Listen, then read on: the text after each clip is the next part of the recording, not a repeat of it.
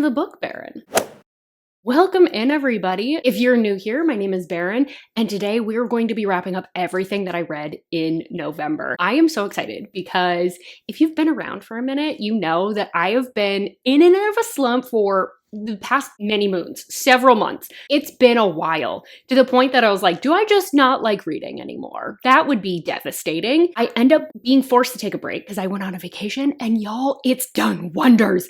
It's done wonders for my reading. Everything feels fresh and new and exciting, and I'm so excited to share all my reads so far this month. As usual, I'll be filming in 2 parts because your girl cannot keep up the energy to film all of my books back to back like that. So 2 parts it is.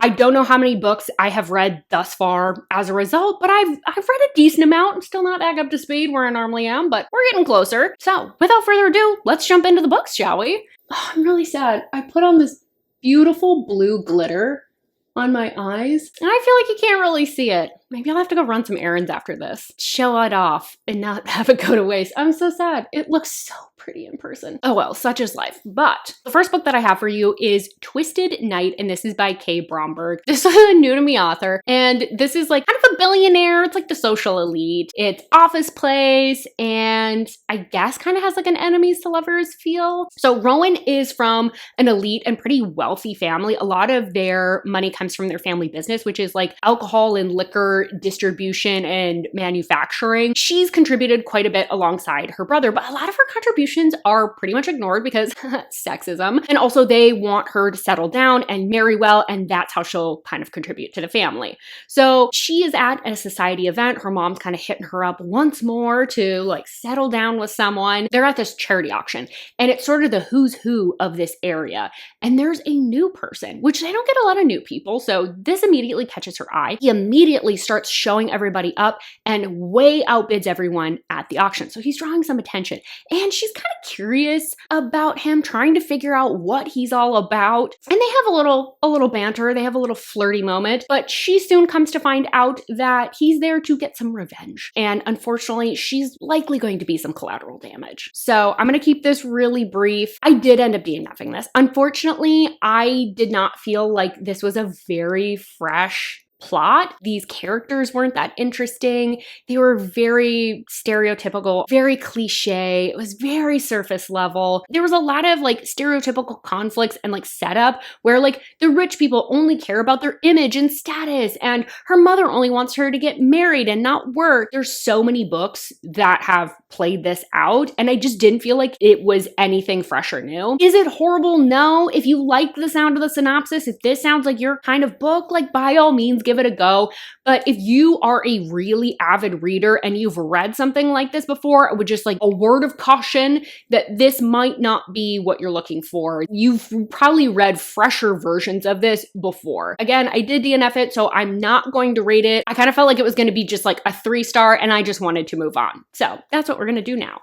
So next up, I read Halfway to the Grave, which is a first in a series. It's by Janine Frost, and it's a vampire paranormal romance. It's kind of loosely, lightly got like an enemies to lovers. So Kat is half vampire and half human, and she actually hunts vampires because her mother was wronged by a vampire in the past. And so this is kind of like their revenge. She's been pretty successful. She's taken out quite a few different vampires at this point. Unfortunately, she does end up getting captured, however, by a bounty hunter who is a full-blooded vampire. Now, she thinks she's about to become his dinner, but it turns out he actually has way different motives. They kind of strike up a bargain. He realizes that she's got a skill set that he would like to utilize, and in fact, offers to train her in the art of bounty hunting, specifically vampires. In exchange, she is going to target certain vampires that he is interested in. Means that they're in a lot of close proximity, so things start getting a little bit spicy, but it also means that they then become the target of sort of like this underground like organized, sinister vampire group that's doing nasty things. Thank you so much to whoever recommended this. I swear I'm not joking. I think it was like a year ago. I don't even know if this person's a regular viewer or not, but someone left this as a comment of a series that they recommended to me. I'm gonna be honest, I don't have a ton to say about this, but if you are looking for something like nostalgic paranormal, you like vampires, maybe you've enjoyed like the Mercy Thomas series. Well, if you've enjoyed that series, that would be be incredible because that series doesn't exist. What I was trying to say is the Mercy Thompson series. So hopefully this reference makes a bit more sense. Okay, let's get back to it. Where it's got like paranormal, but it's a lot of action and there's sort of like something sinister going on that we need to like dig into. I think you'll really like this series because it's like peak 2000s goodness. The heroine doesn't take any crap. There's no pleasing a man, but there's also like there's a little bit of like girl judgment in here as well. I really did enjoy the hero because although he is very tough on her in a lot of ways, when he learns of a specific trauma, he's so gentle with her, lets her be in control. And it was just such this like loving, meaningful way of showing that he cared. It was beautiful. And then to top it all off, it's so funny. The heroine has so many snarky little things that she's always saying. At one point, she's been kidnapped and she's critiquing the kidnapper's song that he's playing. She's like, this isn't a kidnapping song. You did it wrong. Loved it. I gave this one a rating of 4 stars. And I will continue on with the series. I hope I'm going to do this later this month, but I don't know for sure. Next up, I read back-to-back parts 1 and 2 of Torment by Dylan Page. I'm just going to hold up book 1 just for simplicity's sake. So this is like a 1% MC, taboo, step sibling, a little bit love triangle-ish. The synopsis that I provided in my TBR, I don't think is that good. It's based off of what is in Goodreads, but I'm going to deviate from that because I don't think it really represents what the book's about that well. We have Mina, and she loses her father at a very young age. And her mom eventually decides to start dating again. And she ends up meeting a guy named James. He's into motorcycles and he has a younger son who's kind of in his like early teens named Shay. When they are starting to introduce their families to one another, her mother starts realizing that this isn't just a man that's passionate about motorcycles. This man's part of an MC. She then tries to extract herself. She tries to get away. She wants nothing to do with him, his family, his club, none of it. Unfortunately, he doesn't want to let her go, not only because he really loves and cares about her, but also because Mina is the only person that seems to be able to tame his out-of-control son. And as these two grow up, lines start getting increasingly blurred and crossed, and when tragedy ends up striking in Mina's life once again, Shay's there to pick up the pieces. He's there for her to lean on, but he is slowly infiltrating and taking over her life. The first book, it's a lot of flashbacks between that past timeline when Mina's like 7 and Shay's about like 13. It slowly moves towards like their current timeline, but it is slow and there's a lot of flashbacks. I felt like the pacing on this one was much, much slower than the second part. Will say I also didn't super love the dialogue of young Mina. It didn't feel very genuine and didn't read like it was age appropriate. The flashbacks in this were not my favorite, especially when she was a lot younger. But in general, this kind of reads like a regular MC age gap step sibling romance for the most part. The insidiousness, the pitch black darkness of this creeps up so incredibly slowly. I don't even know that I fully felt it in this first book. It's a lot of coercion, it's control, and a lot of people ignoring what's going on. I definitely feel like this, because of the slow pace and all of the background, I don't know if we needed all of it. I do wish that portion had been like shortened or edited down, or even honestly, just combine these two books, which wouldn't be unreasonable because I think they're both 300 pages or so. So it wouldn't be like totally out of control to have these be a single book instead of a duet. Now, the second book. This is where the magic is. You kind of start feeling it in this, but this is where it really, really gets good. Well, honestly, even like later portions of this book do as well. This is almost like borderline captive just because of how controlling and isolating everything is in this. And you realize how far Shay will go to keep Mina. You watch this cycle that's so frustrating because Mina vacillates between being frustrated by the amount of control Shay exerts over her life wanting to break out, resisting him, and then she ends up angering him, and then she needs some comfort, and she has no one else to turn to because she's isolated, and so she ends up turning to him for comfort, and she does love him deep down, she does. They have so many beautiful memories that you see in that first book. You see how they really care for each other, and then that morphs into so self-loathing, because then how could she be so mean to her beloved Shay that has been there for her? It's so depressing, it's so frustrating, and it's so incredible watching that cycle and how Shay uses this to get control over her. I also feel like this was a really effective use of single POV because you don't get a lot of answers. Things are hidden from Mina.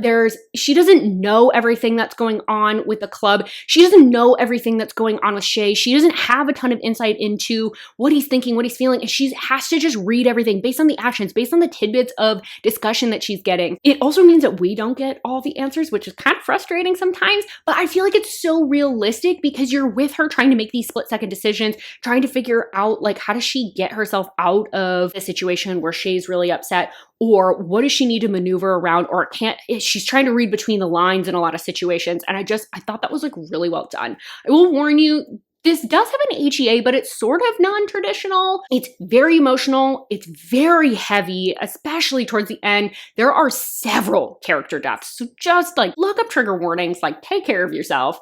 But it is really, really good. If I had it my way, if I could be so bold as to make one critique, I wish I had a little bit more time at the end to decompress with the characters and just like see that they were okay, because the ending is very heavy. But honestly, this was so good. This was so good. I did put an edit up of it already on my Instagram because I was just like, I need everyone to know that this is so amazing. Seriously, like I struggled to do any obligations other than read because I would get so agitated because I just wanted to get back. I just wanted to figure out what was happening. I just wanted to be back in this world so bad. I'm rating the duet on the whole as a 5-star, mostly because of the second book. I think realistically, if I had just read this first one, it would probably be more like a 4, maybe even a 3.5, depending on how I was feeling that day. If I think of them as a single unit, absolutely 5 stars. All right, next up, 3 books that appeared in my reading vlog. So if you've seen it, you know that I read the first 3 books of the Zodiac Academy series. These series I swore I would never read, that I had no interest in reading, despite my friends in real life begging me to read it. And now I have done it. Yes, this is like a fae fantasy romance. It's got like a magical school. Basically, we have these twins who have been raised in the human world. They lost their parents at a pretty young age, and so they've grown up in the foster care system, but they're about 18 now, so they've been kicked out. To get by, they have been stealing motorcycles and thieving in general just to make ends meet. They live in squalor. One day they get a little messy, they get a little sloppy. This ends up drawing the attention of who they think is a police officer. Turns out not a police officer. No. This is someone from the Fae world, come to let them know not only does the Fae realm exist, they are Fae. And on top of that, they are also Fae royalty. And their parents have left them a sizable inheritance. And all they need to do is come back to Zodiac Academy, get on with their education there, and then they will receive this inheritance. Unfortunately, their return to the Fae realm threatens 4 heirs that have been selected in their place. And in a world where everyone's out for themselves, and these heirs have been enjoying immensely the amount of power that comes with their position, they don't want to give it up so easy. They're determined to get rid of these gals. So definitely heavy on the bullying. It's just like their adventures at the school, learning about this world and figuring out the mysteries of this realm. The best way I can sum up all 3 of these books, because it's not really worth delineating between the 3 of them. A lot of my critiques and thoughts about them are pretty much the same. So I'm going to talk about these 3 books as a single unit. The first book is The Awakening. The second book is Ruthless Fae. And the third book is The Reckoning, I believe. So these are so addicting. They're very they're formulaic, they're tropey. That beginning is very fast-paced, it's action-packed. You're learning so much about the world. It's just like at every turn, there's like a new little tidbit of information that's interesting and fun, but it's not peak literature. Let's be real here. It is pretty formulaic. It's very tropey. It's a mashup of a bunch of things that you have already read before. So it's not a literary masterpiece, right? We've got flat side characters. We've got 2 main character gals that I still can't tell apart. I don't know a single difference between the 2 of them in their personalities One of them has different colored hair. The other one steals motorbikes. Those are their two personality traits. That's it. The rest of it, identical. The romance, lots of tension, no actual intimacy, and just a lot of back and forth. The boys going hot and cold, and there's also like a ton of romantic interest. The heirs, their girlfriends can't tell any of them apart. They pretty much all act the same. It's definitely repetitive and extremely low stakes despite the obvious attempts to make it higher stakes. There's always something where they're like, the bullying's really gonna get ratcheted up now. We're gonna get you out of this realm for good.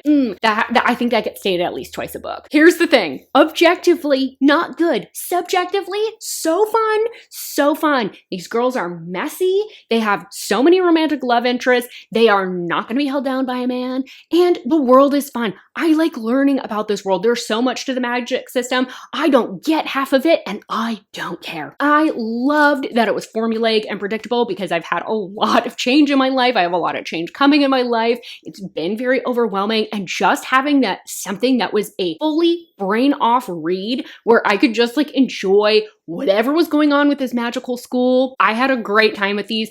I would rate the first book 4 stars, the second book 3.5 stars, and the third book 4 stars. I will probably continue on in this series. I don't think I'm going to do it this month, but I will probably pick up the 4th book somewhat on the sooner side. I don't, but we'll see. I don't know if I'll end up finishing this whole series because like 9 books is too many, okay? It's too many books. This is where I leave you for now. I will pop back in with the rest of my reads for this, I almost said year, for the rest of this month in just a second. And let me tell you right now, I'm in the middle of reading Elle Mitchell's Gods of Tomorrow duet. So good. So you get to hear my thoughts on that in a second. And I'm back with a few more books for you. When did you get there? Hi. I didn't know he was behind me. That was so weird. The next book that I have for you is Hexed by Emily McIntyre. I believe this is like the 6th book. I don't even know if this is the final one or not, but she has a series doing dark retellings of kind of like Disney fairy tales, I guess.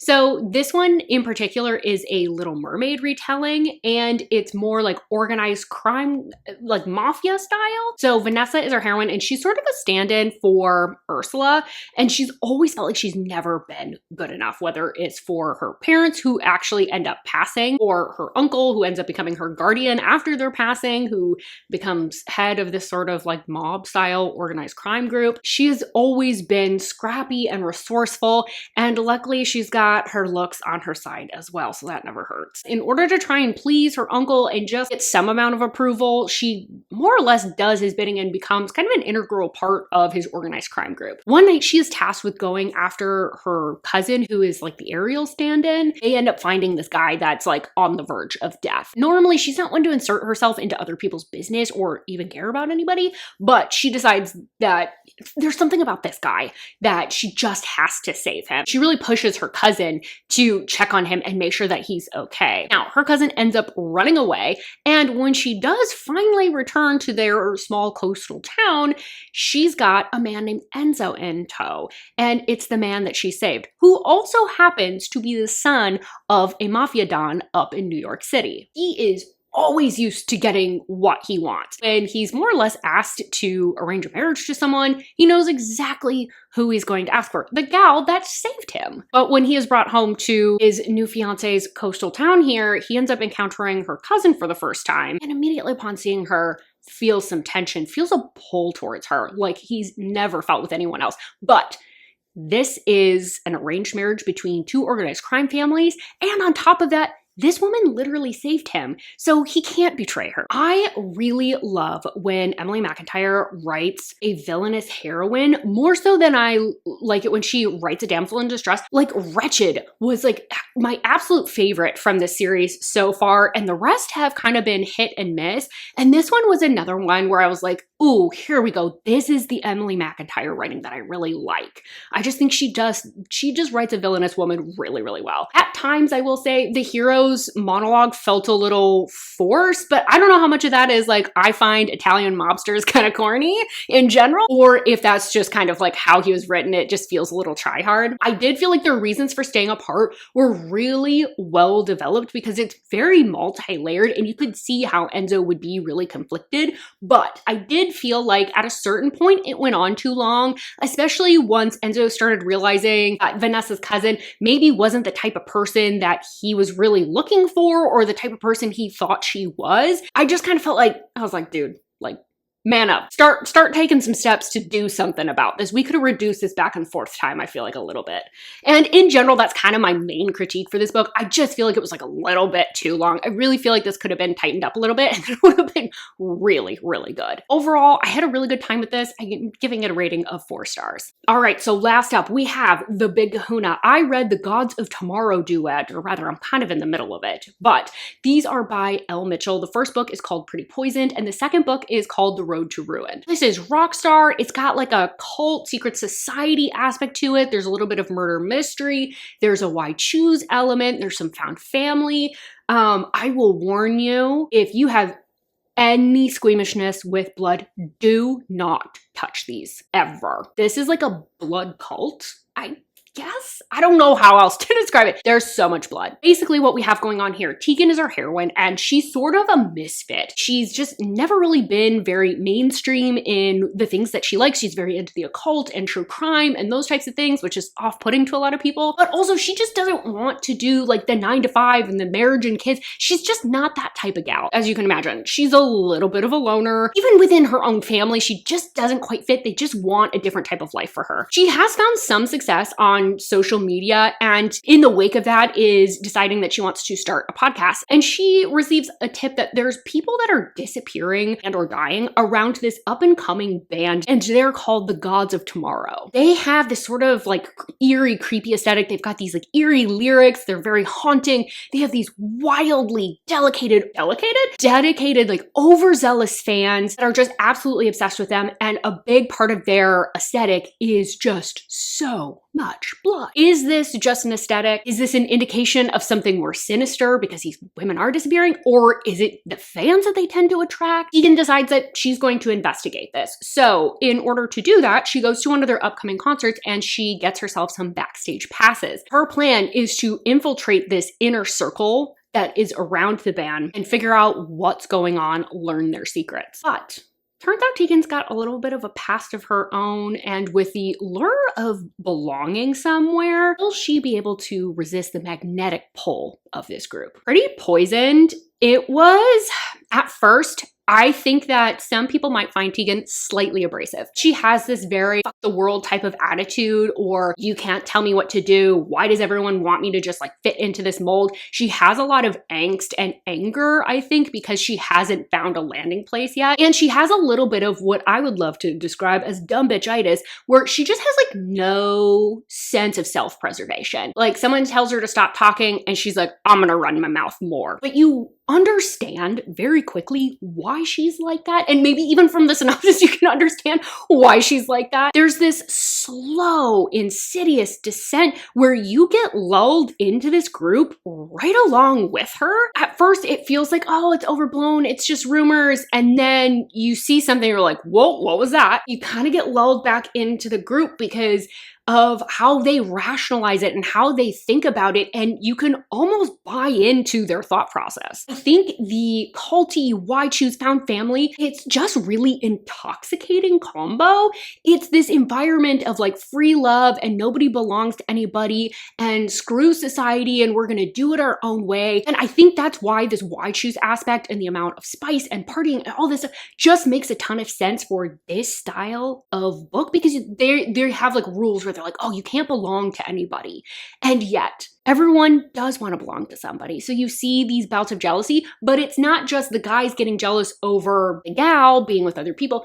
Everyone's getting jealous at different points because they don't feel like they have the right to make that claim. And I was just like, oh, it's such a human instinct, but also you understand like the parameters of the group. Those types of rules, more or less, would make sense for that type of group. This, if you've read other Elle Mitchell books, is much darker, I would say. I feel like she kind of flexed her like dark romance muscles a little bit more with Carved in Scars, but here she went full like KV Rose-esque almost. Like it gets more and more unhinged the more you read, especially that second book. And it's way higher spice. But again, I think with the storyline, it makes a ton of sense. It's a very intoxicating sort of story. Couple things that bugged me throughout this book. I don't understand how these people are not covered in scars and have like all these bloodborne illnesses just because there's so much blood.